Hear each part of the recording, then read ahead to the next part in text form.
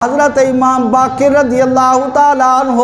جو حضرت امام زین العابدین کے بیٹے ہیں، حضرت امام حسین رضی اللہ تعالیٰ عنہ شہید کربلا کے پوتے ہیں، حضرت مولا کائنات مولا مشکل کشا رضی اللہ تعالیٰ عنہ کے پڑپوتے ہیں، حضرت امام باقر رضی اللہ تعالیٰ عنہ۔ آپ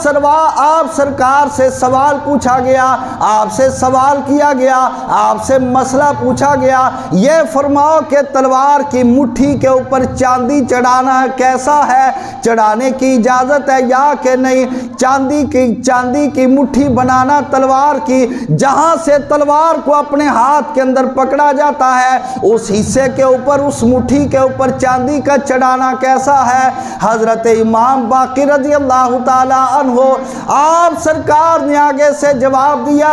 یہ جائز ہے، بالکل شرع کے اندر ایسا کر سکتے ہو، اس کی گنجائش موجود ہے۔ آگے سے سائل نے اس کی دلیل طلب کی، جناب والا اس پر کوئی دلیل پیش کر دو۔ حضرت امام باقر رضی اللہ تعالی عنہ سرکار نے فرمایا، اس کی دلیل کے لیے اتنا یاد رکھو کہ میں نے دیکھا کہ حضرت ابو بکر صدیق سرکار نے آپ حضرت صدیق اکبر رضی اللہ تعالی عنہ کا عمل پیش کرتے ہیں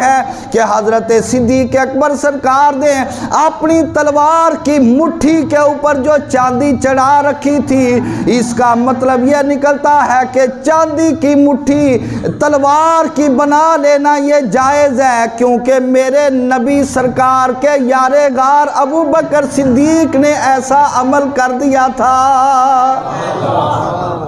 اگر یہ شرع کے اندر جائز نہ ہوتا تو یار غار مصطفیٰ کبھی ایسا کام نہ کرتے۔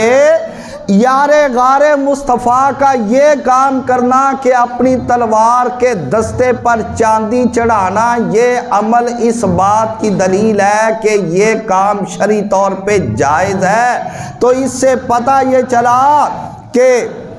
حضرت امام باقر رضی اللہ تعالی عنہ نے حضرت صدیق اکبر رضی اللہ تعالی عنہ کے عمل کو شرعی نقطہ نظر سے حجت جانا، تو ان کے مقام کے معترف تھے تو ان کے عمل کو حجت بنایا نا۔ ہوئے جب بندہ تعصب کے اندر آتا ہے تو اس کو اپنے دشمن کی نیکی بھی گناہ نظر آتا ہے اور دشمن کا گناہ بھی اس کو کمال نظر آنے لگتا ہے۔ جس طرح آج کل کے دور کے اندر اگر بندے کو کسی سے محبت ہو جائے تو اس کی غلطی کو بھی اس کا کمال کہتا ہے، اور اگر کسی سے نفرت ہو جائے تو وہ نماز بھی پڑھے تو کہتا ہے سانو پتہ ہے کڈا جی ہے، ازی جاننے ہیں کی بلا ہے جی۔ تو آپ سرکار کا حضرت یار غار مصطفیٰ کے اس عمل کو شرعی مسئلہ کی دلیل کے طور پہ پیش کرنا یہ بتاتا ہے کہ حضرت امام باقر رضی اللہ تعالی عنہ دل سے ان کو صدیق اکبر مانا کرتے تھے۔ پھر آگے سے اس سائل نے کہا کہ آپ ان کو یار غار مصطفیٰ کو یہ کام انہوں نے جو کیا ان کے اس عمل کو آپ دلیل کے طور پہ پیش کرتے ہو، اس کا مطلب ہے کہ یار غار مصطفیٰ کا یہ عمل آپ کی نظر کے اندر ایک دلیل بن گیا، آپ ان کے عمل سے دلیل پکڑ رہے ہو۔ حضرت امام باقر رضی اللہ تعالیٰ عنہ یہ سن کر فواسب وسبتاً واستقبل القبلۃ وقال نعم الصدیق نعم الصدیق نعم الصدیق۔ آپ نے جب اس سائل کا یہ جملہ سنا کہ جناب والا تم حضرت ابو بکر کے اس عمل کو دلیل کے طور پہ تسلیم کر رہے ہو، اس سے دلیل پکڑ رہے ہو، حضرت امام باقر آپ سرکار زمین سے اچھلے، اپنا چہرہ قبلہ کی طرف کیا اور آپ نے فرمایا اے سوال کرنے والے سن لے، نعم الصدیق نعم الصدیق نعم الصدیق، جی ہاں وہ سچے ہیں، جی ہاں وہ سچے ہیں، جی ہاں وہ سچے ہیں۔ مطلب یہ ہے کہ میں نے ان کا جو عمل بطور دلیل کے پیش کیا، اس واسطے پیش کیا کہ میں نے ان کو سچا مانا، اور جو خود سچے ہیں ان کا ہر عمل شرع کے مطابق ہی ہو سکتا ہے۔ ان کا کوئی عمل، کوئی ان کا فعل شرع کے خلاف نہیں ہو سکتا۔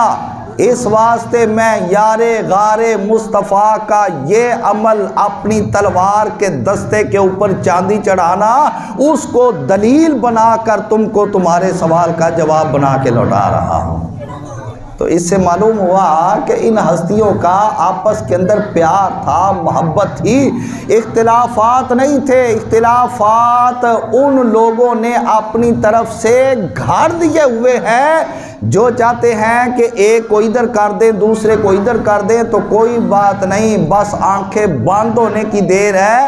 پتہ چل جائے گا کہ یہ دنیا کے اندر ان کو ایک کرنا چاہتے تھے رب،